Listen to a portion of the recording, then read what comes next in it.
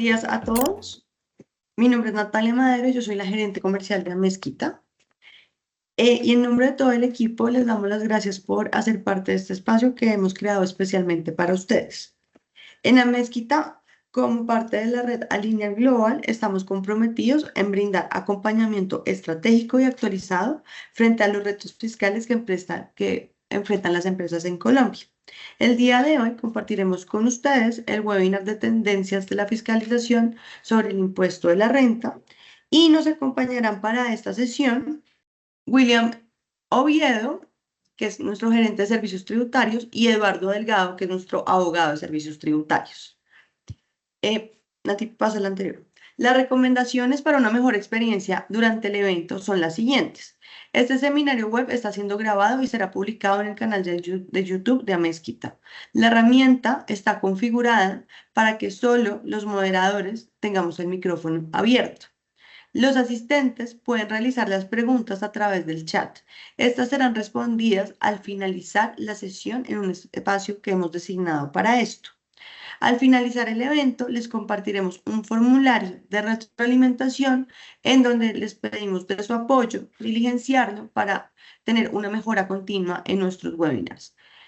Nuevamente les doy gracias por asistir y los dejo con William Oviedo y con Eduardo, quienes les darán, quienes serán los moderadores de este webinar. Natalia, muchas gracias.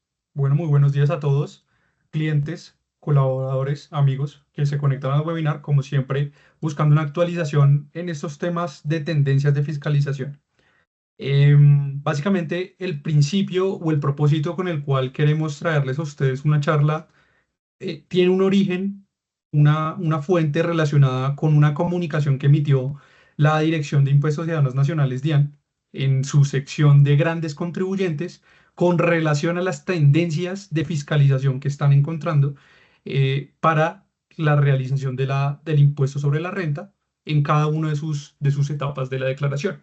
¿Esto qué quiere decir? La Administración de Impuestos dividió en 4 secciones cómo se encuentra analizando, fiscalizando cada una de las operaciones que da lugar a una tendencia de fiscalización. Natalia, si quieres me ayudas con la introducción. Perfecto. Para ello nosotros hemos buscado dividir en 4 cada una de las secciones que estableció la administración, que nosotros encontramos importantes diferenciarlas, pues cada una de ellas tiene un tratamiento fiscal diferente y tanto la doctrina de la DIAN como la jurisprudencia del Consejo de Estado maneja una posición totalmente diferente frente a cada una de ellas.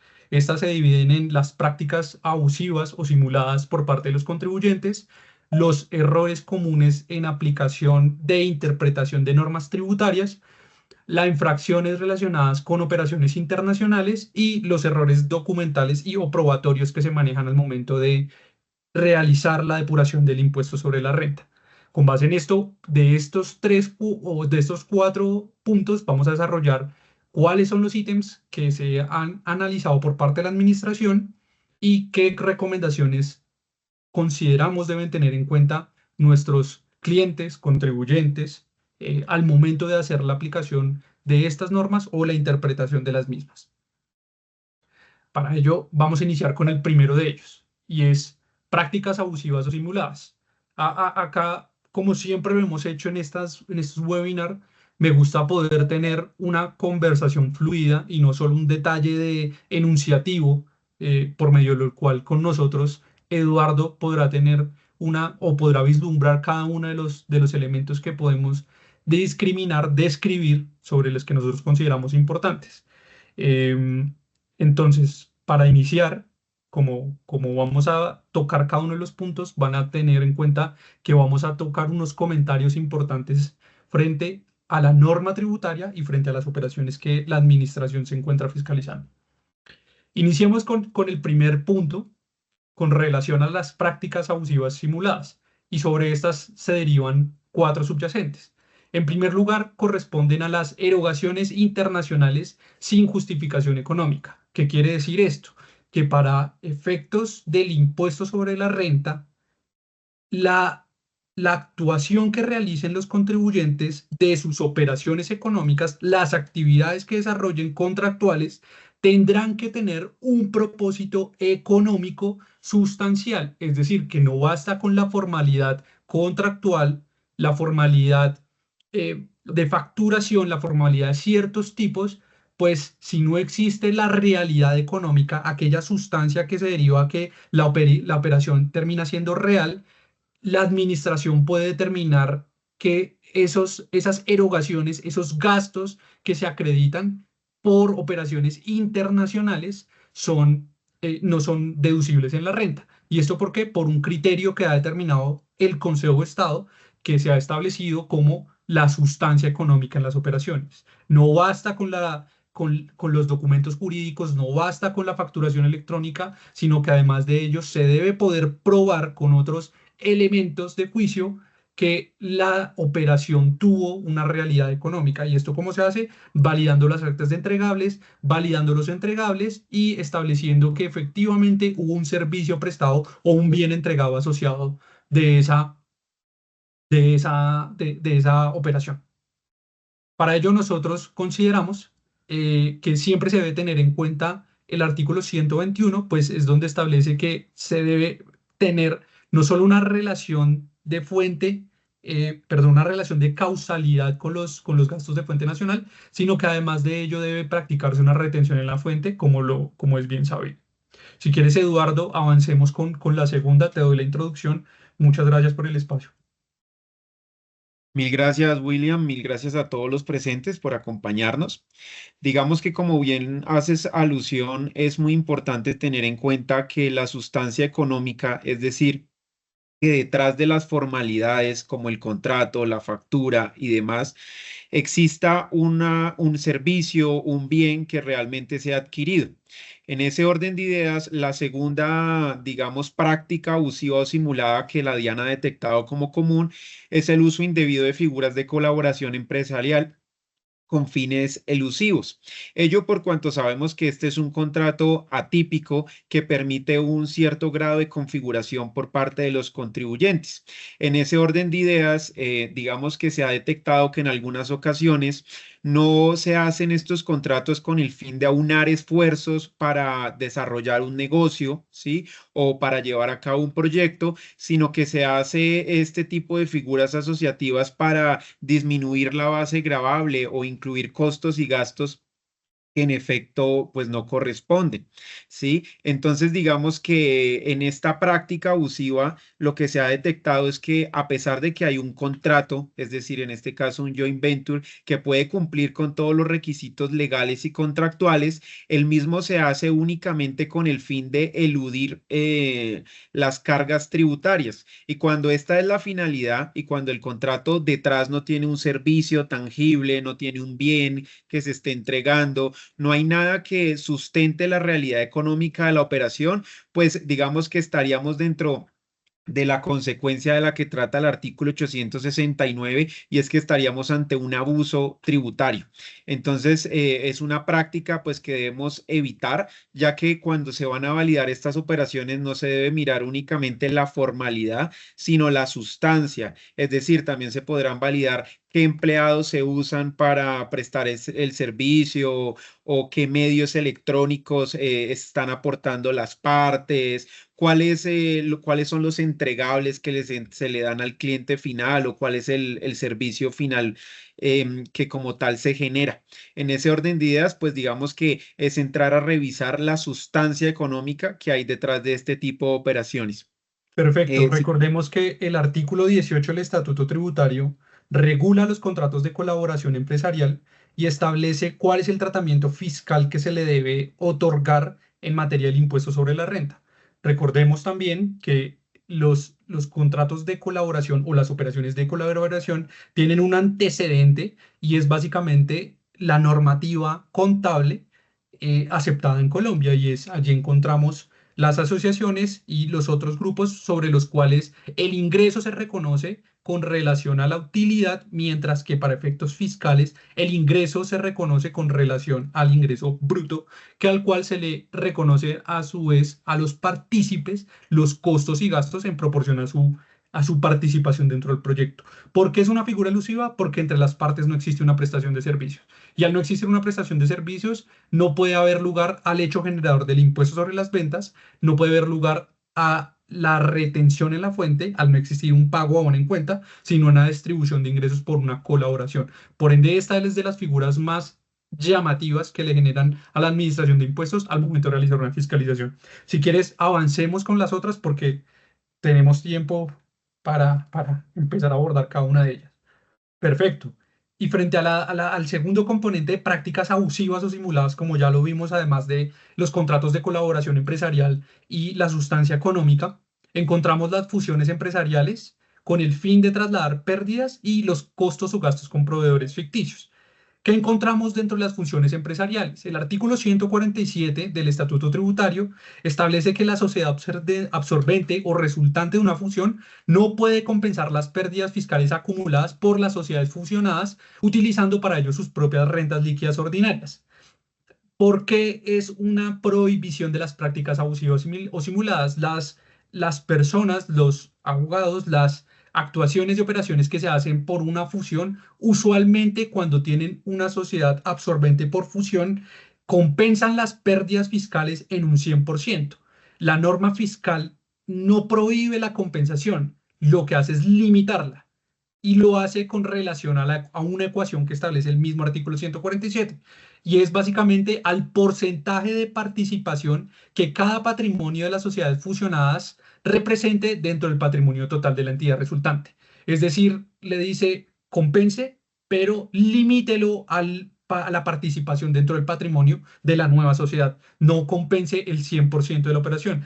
Esta compensación de pérdidas, cuando se utiliza en un 100% sin tener en cuenta la regla de limitación, la administración tributaria tiene un foco sobre estas operaciones que generalmente lo que hace es establecer es la corrección de esa renta por las pérdidas que se están llevando en exceso. Si quieres, Eduardo, avancemos con costos y gastos con proveedores ficticios, que es muy relacionado con la sustancia económica. Sí, señor.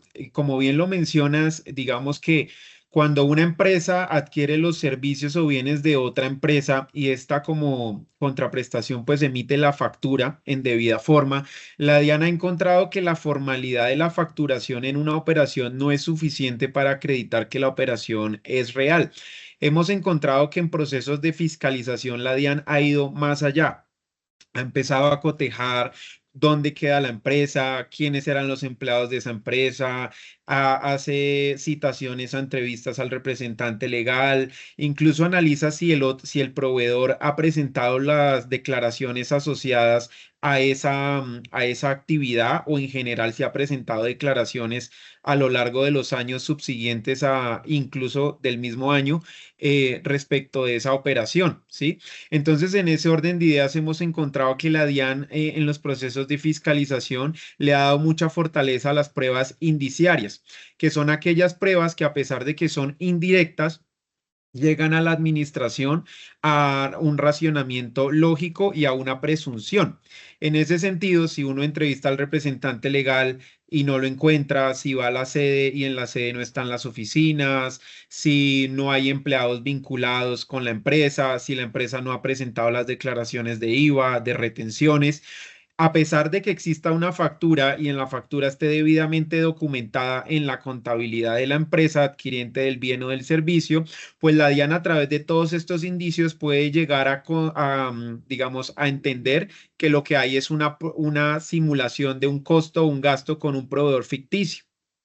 De igual manera, consideramos importante que siempre que se vaya a iniciar una relación contractual con una empresa, se haga una consulta respecto de las bases de proveedores ficticios que la DIAN cada año clasifica en aras de cotejar de que este proveedor no esté allí, ya que, digamos, ante un proceso de fiscalización, todos estos indicios en contra de una empresa pueden llegar a desconocer el costo o gasto y por ende, pues liquidar la inexactitud en un proceso de fiscalización, lo que obviamente es una contingencia en contra de la empresa. Si Perfecto, quieres, muy claro y solo para puntualizar, muy relacionado con la sustancia económica, no solo con que existan proveedores ficticios, porque hay casos, y los hemos tenido nosotros con nuestros clientes, donde el proveedor no es catalogado como un proveedor ficticio, pero aún así la administración establece que es una operación con costos o gastos simulados, por ende no existe una sustancia económica. Factores a tener en cuenta y recomendaciones: no basta el contrato. Se debe adicionar otras pruebas que garanticen la prestación de un servicio. Y estas pruebas que inciden, como lo dije al principio: actas de entrega, materialización de entregables, récord de firmado por las partes de cómo se prestó ese servicio o bien que se entregó a cada uno de los clientes. Frente a esta práctica abusiva o simulada que termina la DIAN, aquí ya encontramos la interacción de dos normativas, no solo la fiscal, sino también el ámbito penal, que corresponde a la omisión de activos o incorporación de pasivos inexistentes. Y esto básicamente ocurre cuando el contribuyente, la empresa, persona natural, incluye dentro de su patrimonio pasivos que no tienen una realidad económica y o probatoria. Y esto básicamente lo expone a una sanción tributaria y a una infracción en el ámbito penal. Estamos hablando ya dentro de los delitos. Y básicamente la infracción tributaria corresponde a la sanción por inexactitud establecida en el artículo 648 del Estatuto Tributario. Es importante, y Eduardo, creo que me puedes dar una mano con relación a la parte penal. ¿Qué debemos tener en cuenta para estos casos de las prácticas abusivas en omisión de activos o incorporación de pasivos inexistentes con relación a la normativa penal? Claro que sí, William. Cuando estamos ante estos escenarios que tenemos contribuyentes que no solamente tienen activos en Colombia o tienen un gran patrimonio, siempre debemos preguntarles si adicionalmente tienen un patrimonio en el exterior que sea susceptible de ser declarado en Colombia. Ello por cuanto recordemos que cuando uno es residente fiscal colombiano está obligado a reportar todas las rentas de origen mundial. En ese sentido, no hacerlo podría no solamente, como bien lo dices, traer una repercusión en el ámbito tributario, y es que, pues, digamos, nos impongan esa sanción administrativa como tal, sino que adicionalmente, cuando superamos el tope de los 5.000 salarios mínimos mensuales legales vigentes, nos exponemos ya también a una sanción del ámbito penal, donde lo que se analiza es si la conducta ha sido típica, antijurídica y culpable. Sin embargo, en estos delitos tributarios, a pesar de que la responsabilidad objetiva está prescrita, sí hay un cierto grado de objetividad por cuanto lo que se mira es si en efecto el contribuyente omitió o no un activo o si incluyó o no un pasivo inexistente. Por lo cual, pues no solamente estaríamos enfrentando la contingencia de riesgo tributario, sino que adicionalmente estaríamos enfrentando una potencialidad ante el ámbito penal que puede terminar incluso en una pena privativa de la libertad. En ese sentido, es muy importante no solamente preguntarle al cliente si tiene activos que no ha reportado, sino, si hay todos los soportes respecto de los pasivos que se están incorporando en la declaración de renta para con ello mitigar cualquier contingencia, tanto tributaria como penal. Perfecto. Y es clarísimo cuando hablamos de pasivos inexistentes, no basta con el reconocimiento contable bajo la interacción entre la contabilidad y la normativa fiscal, sino también esa realidad probatoria que me acredita el pasivo. Y esa realidad probatoria también tiene un límite. Cuando yo establezco o acredito un pasivo con un vinculado económico, no solo debo acreditar el contrato formal, sino que además de eso debo acreditar que cualquier interés o pago esté bajo la normativa de precios de transferencia y el valor del mismo esté bajo la normativa de precios de referencia, porque allí ya encontramos un ítem que genera una incorporación de pasivos inexistentes, y es que aunque puede existir la formalidad del contrato para acreditar el pasivo puede que no esté cumpliendo con la normatividad de precios de transferencia. Y recordemos que el artículo 260-2 del Estatuto Tributario establece que aun cuando los contribuyentes no tengan el deber formal de presentar precios de transferencia, deben incorporar dentro de su impuesto sobre la renta, cuando realicen operaciones económicas con vinculados, los ingresos, costos y gastos, incluyendo los pasivos, con relación a los gastos que se toman de interés, al valor de mercado, respetando siempre el principio de plena competencia. Si quieres, Natalia, avancemos. Perfecto. Aquí llegamos al segundo punto o el segundo ítem, ya dejamos un poco las prácticas abusivas. Ahora vamos un poco a la interpretación y la aplicación de las normas tributarias, con lo cual nosotros en la práctica hemos evidenciado constantemente que nuestros clientes consultan o aplican la normativa sin tener en cuenta los direccionamientos que tanto la doctrina como la norma y el Consejo de Estado han establecido. Para ello iniciamos con la venta de activos sin considerar el valor fiscal y la depreciación sin límites fiscales. Un poco para que se tenga en cuenta esta interacción, el primero de ellos, la venta de activos sin considerar el valor fiscal, siempre debemos analizar nuestro artículo base. Y el artículo base es el artículo 90 del Estatuto Tributario, mediante el cual se determina diferentes posturas que se debe tener en cuenta. Lo primero, el costo fiscal del activo para reconocer el ingreso. Segundo, el valor comercial que debo tener en cuenta para efectos de la venta y reconocimiento de un ingreso gravable. Y tercero, los límites que debo reconocer para efectos de aplicar un costo fiscal o un valor comercial de mercado.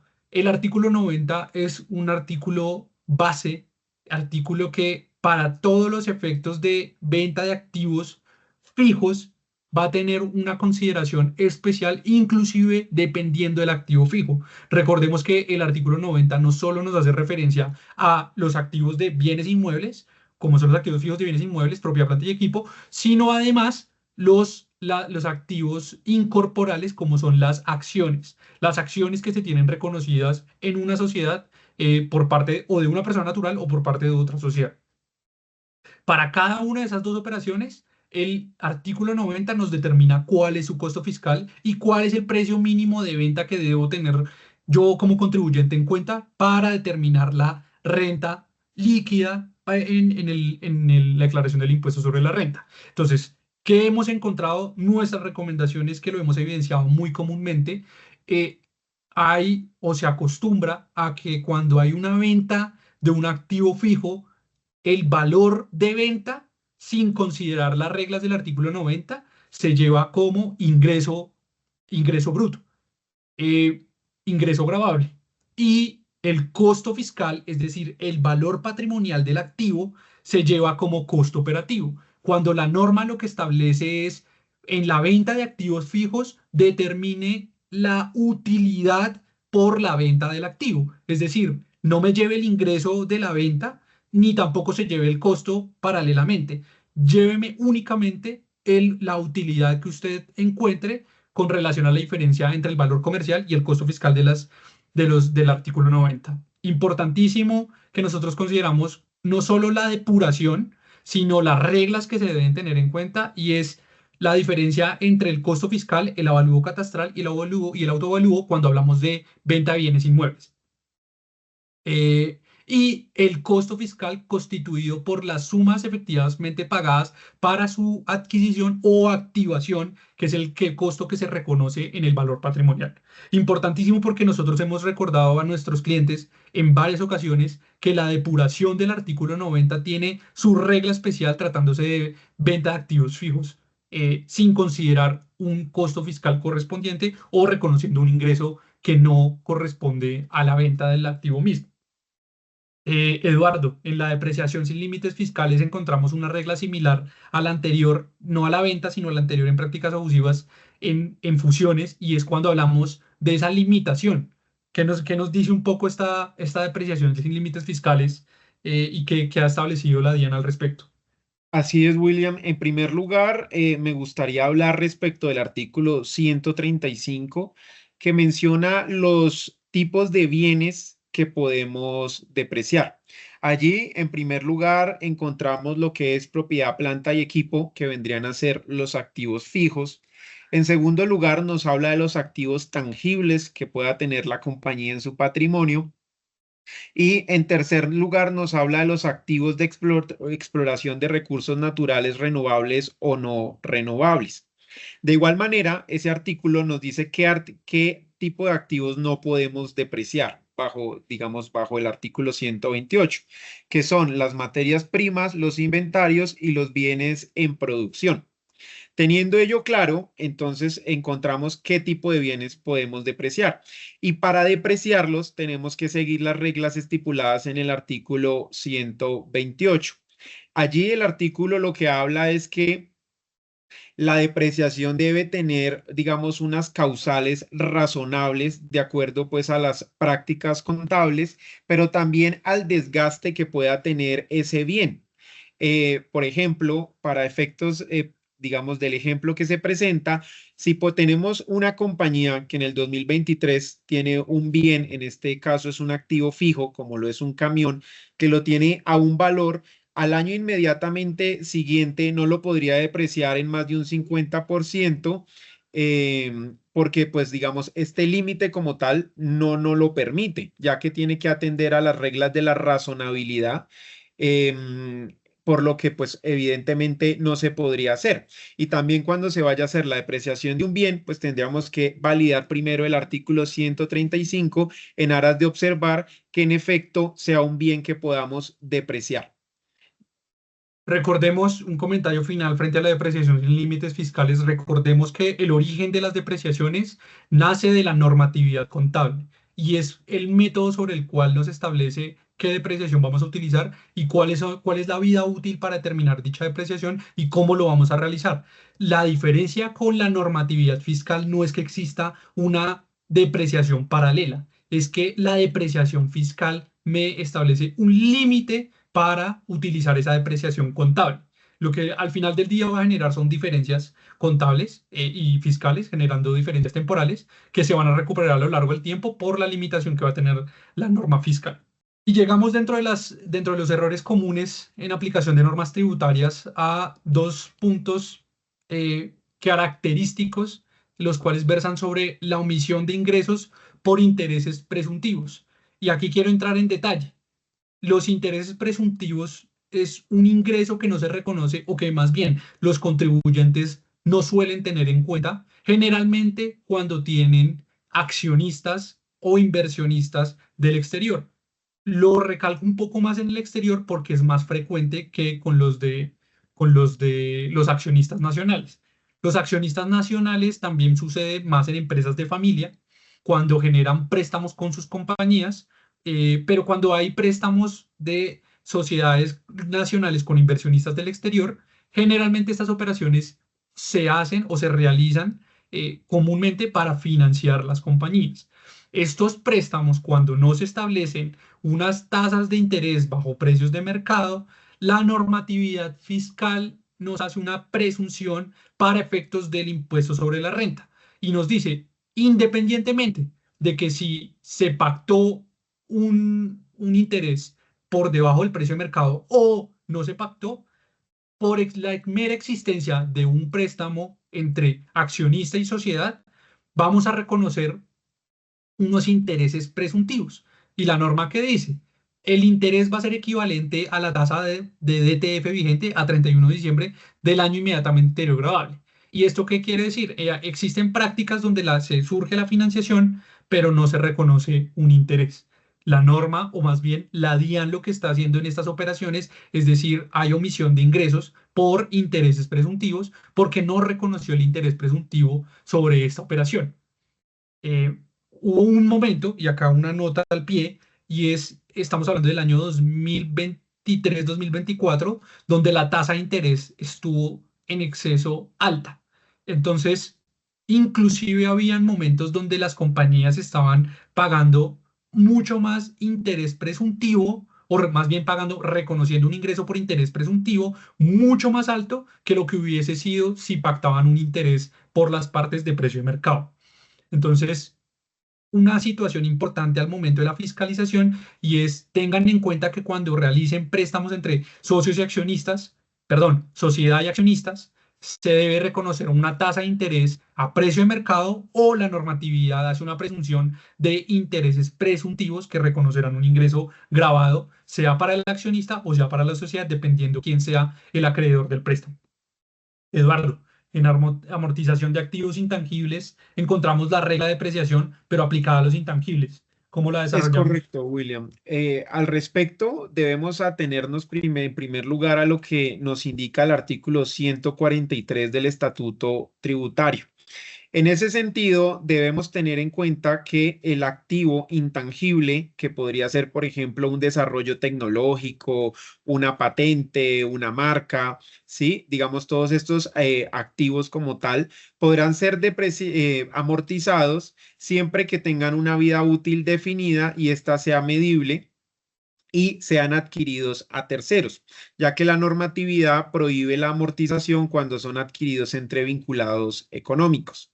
Para hacer esta amortización deberemos acudir a lo preceptuado en el artículo 143 y respetar el límite que manifiesta que no podemos exceder de una amortización que exceda el 20% anual del costo fiscal del activo.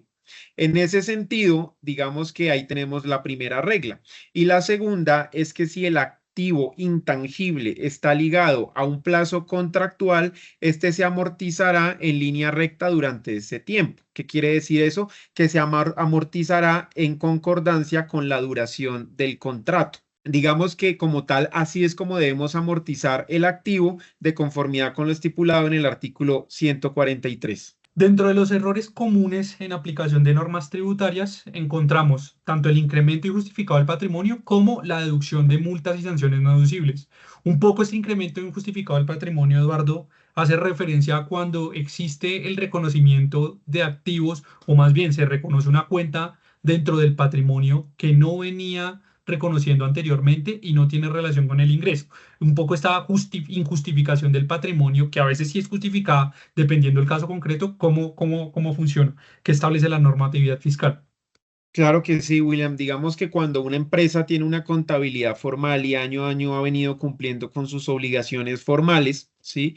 No puede presentarse la situación que de un año a otro aparezcan activos sin que haya un correspondiente ingreso que soporte ese activo. Por ejemplo, para el caso del ejemplo, la empresa en el 2023 venía reportando 3 activos y en el año 2024 reporta 4.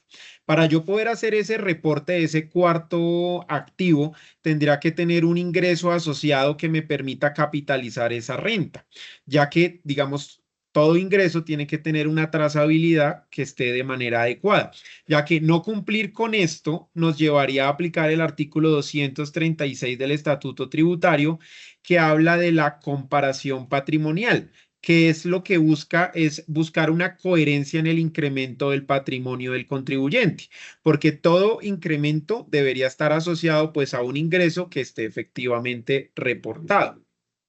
En ese sentido, pues el ingreso podría asociarse a una ganancia ocasional, a un ingreso ordinario en renta, pero a fin de cuentas el contribuyente tendría que poder justificar este ingreso, ya que no hacerlo es lo que daría lugar a esta comparación patrimonial y a esta incoherencia en el patrimonio del contribuyente. Por lo cual, esta operación, pues la comparación patrimonial parte de una operación aritmética y es si la suma de la renta gravable, las rentas exentas y la ganancia ocasional neta del contribuyente resulta inferior al aumento de su patrimonio líquido entre un año y el siguiente, la diferencia se presume como renta gravable. Por lo cual, este ingreso injustificado, este incremento injustificado del patrimonio quedaría automáticamente gravado para efectos del impuesto a la renta en cabeza del contribuyente. Perfecto. Y para precisar para nuestros clientes, contribuyentes, que se debe tener en cuenta y es no todo incremento patrimonial es injustificado. Es importante que se tenga en cuenta porque existen situaciones o circunstancias legales por medio de las cuales se atribuye un activo a una sociedad, a un patrimonio, y eso genera un incremento. Pero si jurídicamente es justificado, no hay lugar a la presunción que establece el artículo 236 de comparación patrimonial. Esta comparación patrimonial es solo cuando el incremento patrimonial es injustificado. Y para ello, un ejemplo práctico del incremento patrimonial injustificado es cuando existe en una operación el desmembramiento de un activo y se entrega el usufructo y se vuelve a consolidar la plena propiedad. En ese momento vuelve a haber un incremento patrimonial a la persona que entregó el usufructo y es un incremento patrimonial justificado. Es decir, insisto, no todo incremento patrimonial es un justificado susceptible de comparación patrimonial, pero habrá que revisar el caso concreto para establecer si existen circunstancias jurídicas que nos permita acreditar esa justificación patrimonial. Ahora, con relación a la deducción de multas y sanciones no deducibles, esta sí es una norma común, una norma que sí generalmente se tiene muy claro.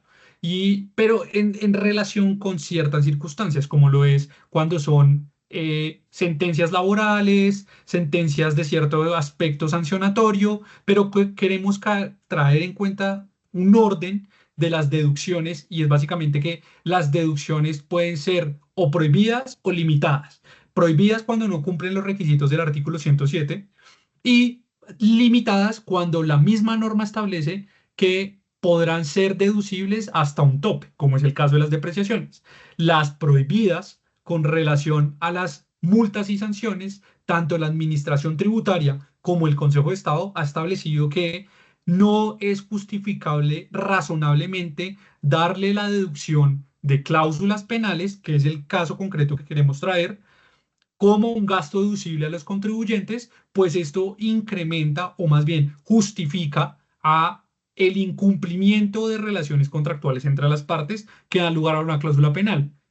Palabras más, palabras menos, lo que busca la administración tributaria o lo que busca la normatividad fiscal y el legislador con la redacción o con la prohibición de la deducibilidad de sanciones y cláusulas penales no es incentivar al incumplimiento contractual, sino limitar este gasto deducible porque efectivamente esas cláusulas penales no tienen una relación de causalidad, necesidad y proporcionalidad frente a la relación, frente a la actividad económica del contribuyente.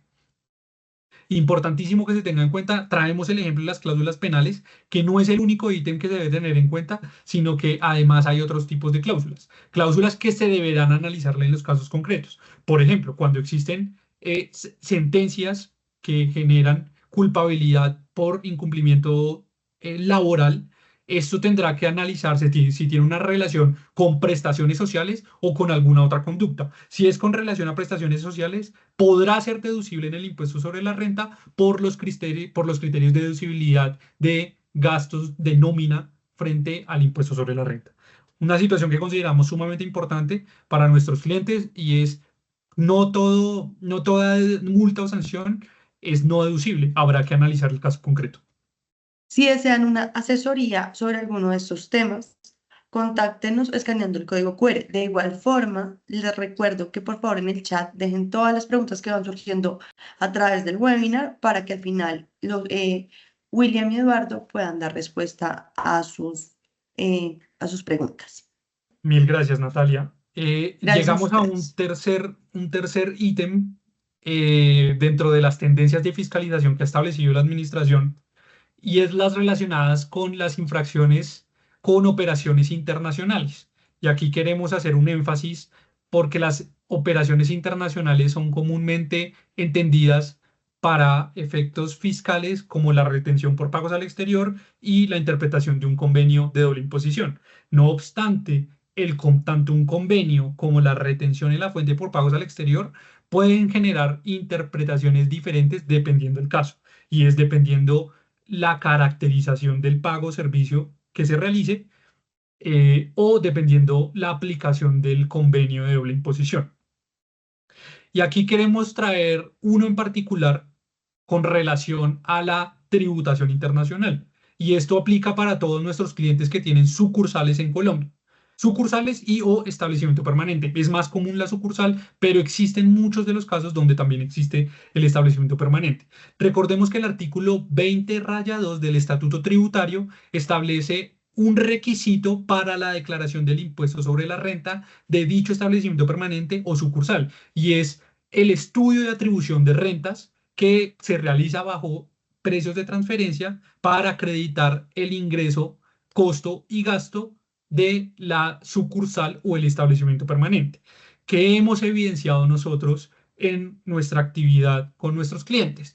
Y es básicamente que se reconoce o se realiza la renta sin tener en cuenta el estudio de atribución de rentas. Este estudio es el primero que solicita la Administración de Impuestos cuando realiza una fiscalización a una sucursal o a un establecimiento permanente. Le dice dónde está soportado que el ingreso, el costo y el gasto que usted está acreditando se determinó bajo una atribución de rentas diferenciada a su sociedad del extranjero a lo que corresponde a Colombia. ¿Por qué? Porque existen casos donde se atribuyen la mayoría de los costos de la sociedad del extranjero a el establecimiento permanente en Colombia, generando pérdidas susceptibles de compensar en el futuro o no generar impuesto. Esto lo que está haciendo es un proceso de abuso frente al fisco, al reconocimiento de sus ingresos, costos y gastos, y generando una tendencia, o más bien una inaplicación del desarrollo y la depuración del impuesto sobre la renta sin tener en cuenta la atribución de rentas otorgada para el establecimiento permanente.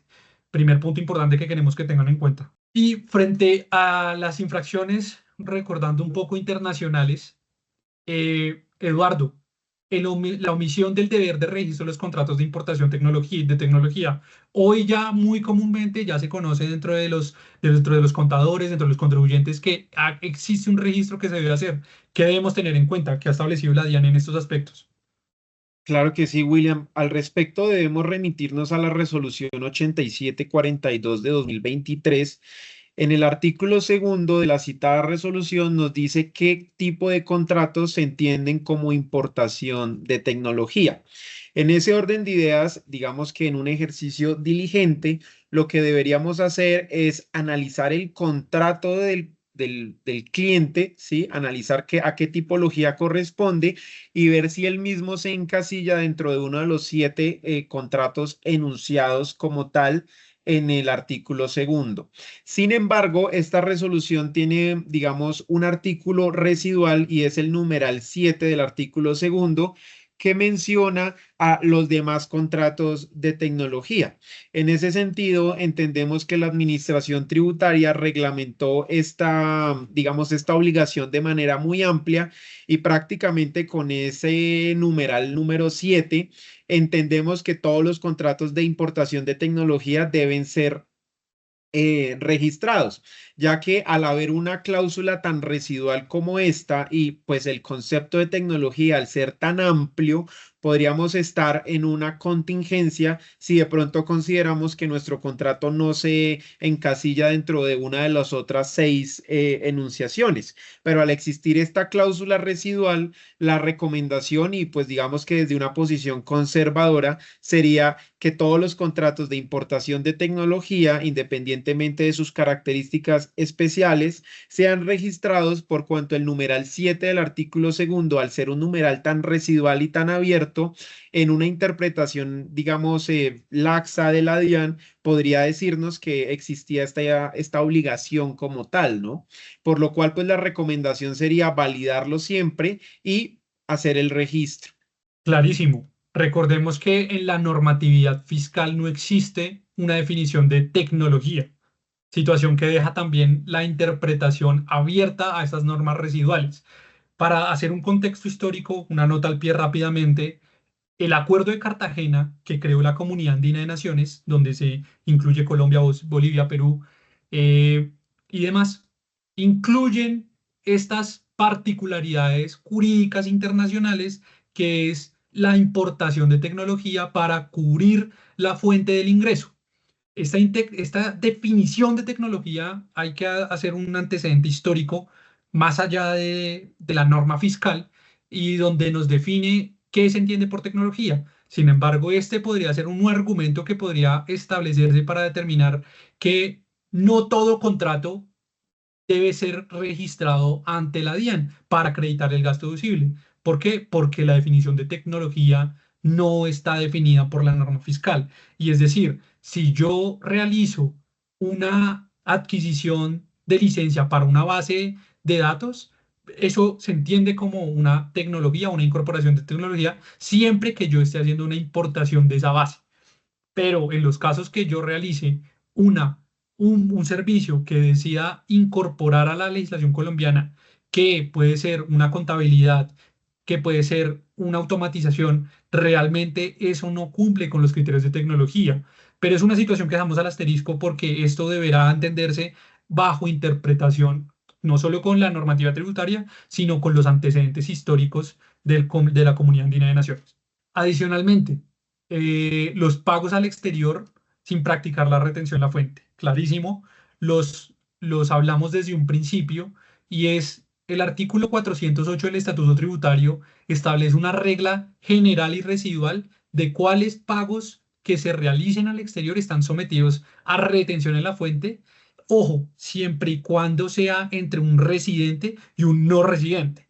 Independientemente esto es clarísimo porque no todo pago al exterior implica retención en la fuente del artículo 408 y siguientes, sino que los criterios que se deben analizar son residencia fiscal y una caracterización del pago.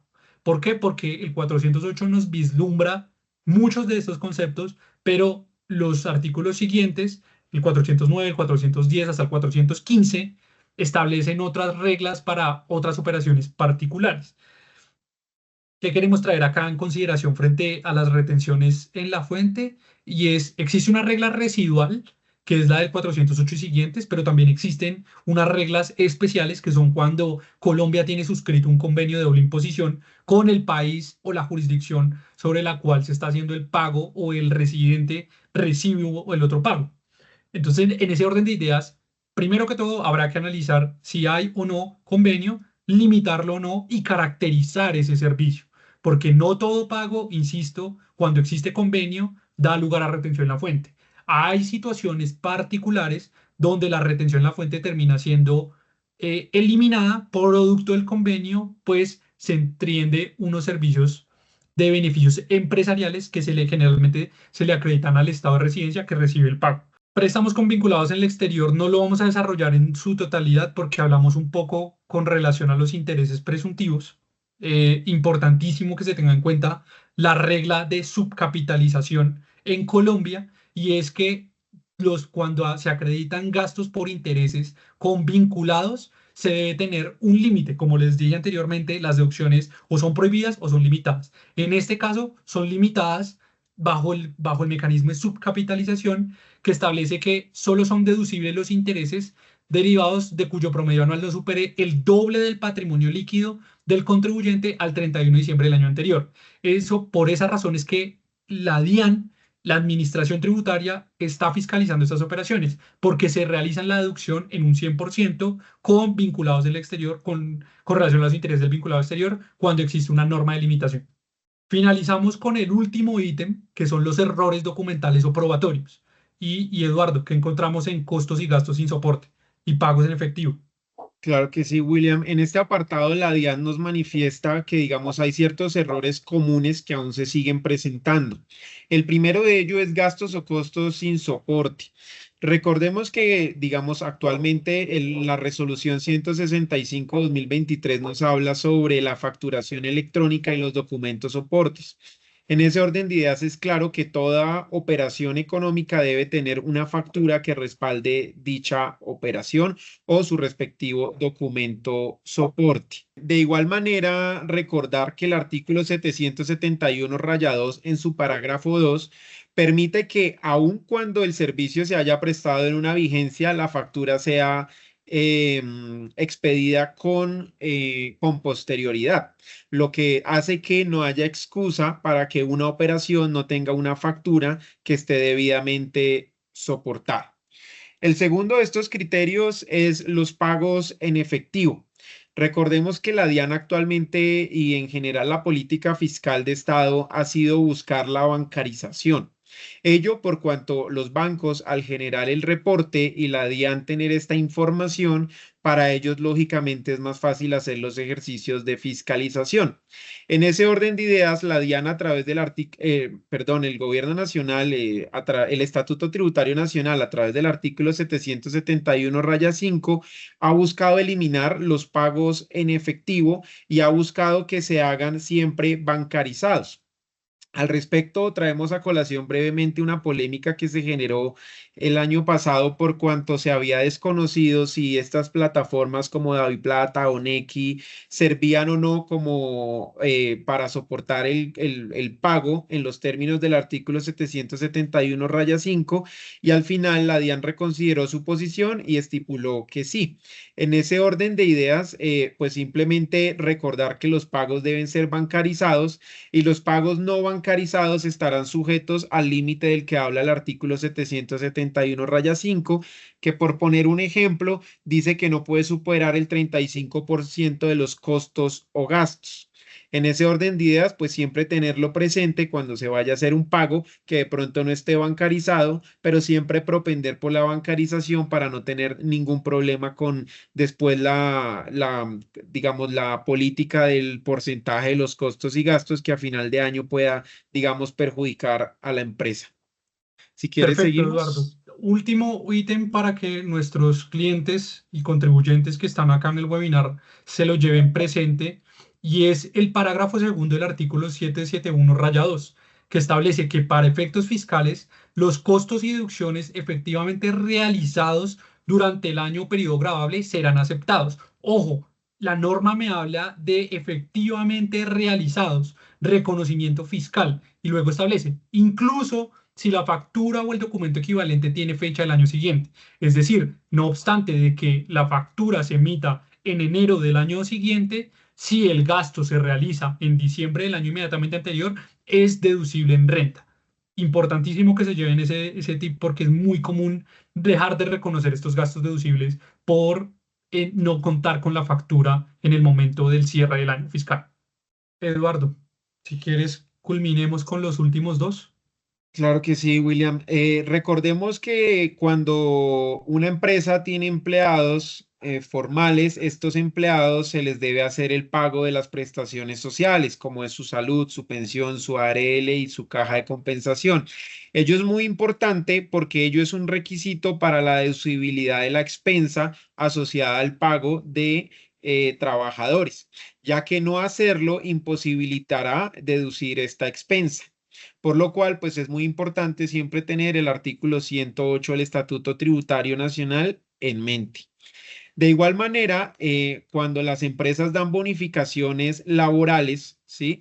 A pesar de que las mismas sean para efectos laborales consideradas como ingresos no salariales, para efectos tributarios sí son ingresos constitutivos de renta.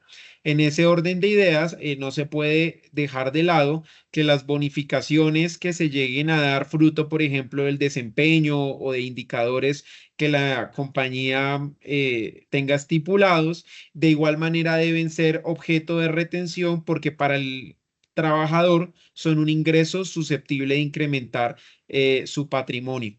Perfecto.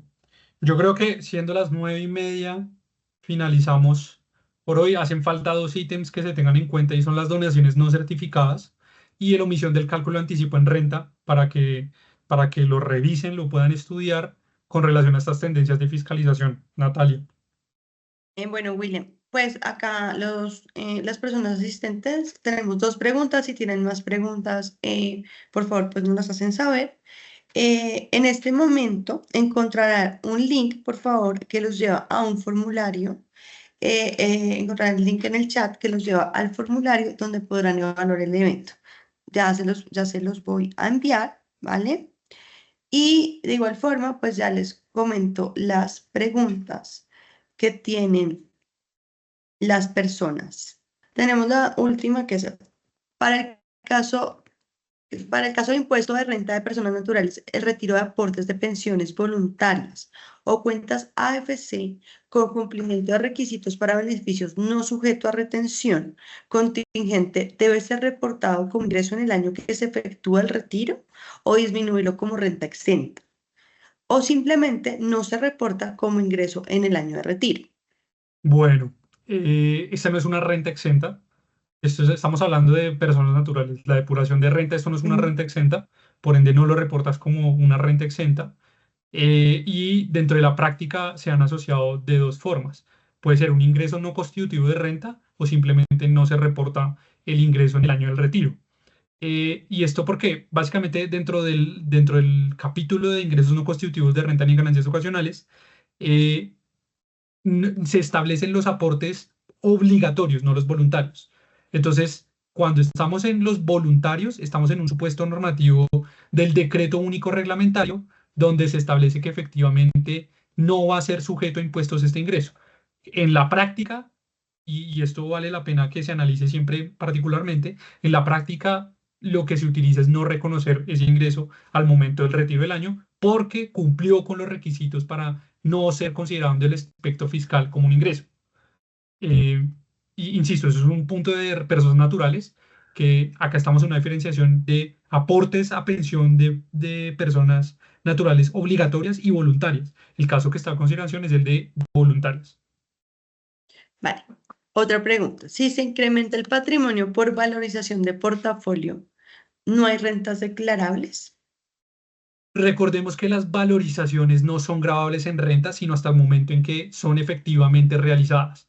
Por ende, todo incremento de activos por valorizaciones se reconoce bajo el valor patrimonial de la renta fiscal.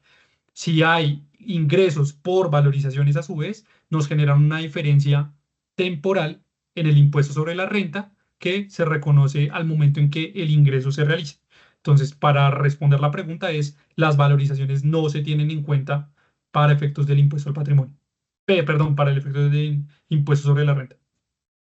Bueno, otra pregunta es, si se vende, pues, es un carro que tienen en una empresa, ¿vale? Entonces, si se vende un carro comprado en el año anterior con pérdida, ¿se coloca el valor de la venta como ingreso gravable? Si se vende un carro, pues primero hay que determinar si es un activo fijo, un activo o un bien de inventario, un activo movible. Mm. Haciendo la presunción de que es un activo fijo el año anterior con pérdida, es decir, ahí habría que determinar porque la pérdida es operativa o pérdida porque el costo es mayor al valor de la venta. Eh, Creo que a la pregunta le faltan supuestos Sí, para poder dar una respuesta completa. esta es una pregunta, pues creo que es más como tema personal, porque intereses que se obtienen en el fondo de cesantías es grabado. Sí, persona natural, sí, grabado. Los intereses asociados a las rentas del fondo de cesantías, grabado. Grabado y tienen que tener en cuenta el componente inflacionario que es lo que se resta del ingreso gravable. Doy gracias por asistir. Mónica Granados, nos estás levantando la mano. ¿Nos podrías, por favor, escribir por el chat si tienes alguna duda? De igual forma, pues este mes es pues, la declaración de medios magnéticos de declaraciones exógenas. Nuestro equipo de tributario los puede ayudar en todo en toda la, pues, o sea, en la declaración de medios magnéticos y declaración exógena. William está acá para apoyarlos. William, pues es nuestro gerente. Y Nati, por favor, pasa el otro diapositivo. Y pues acá ya está mi contacto. Pues yo soy Natalia Madero, soy la gerente comercial. Acá encuentran, si acá ustedes escanean el código QR, encontrarán mi celular, que ahí yo los llevo a mi WhatsApp, donde me pueden escribir. No sé si tienen alguna otra duda, pues ya William, Eduardo, muchas gracias por su tiempo, por darnos esta valiosa información para las empresas, para pues para las personas que se conectaron, para los diferentes sectores. Creo que fue una información muy al lugar, muy concreta, de acuerdo a lo que pues estamos viviendo en este momento. Muchas gracias, Natalia, a nuestros clientes, colaboradores, amigos. Muchas gracias a todos por conectarse. Feliz día. Les damos las gracias Muchas por gracias. conectarse y los esperamos en el próximo webinar.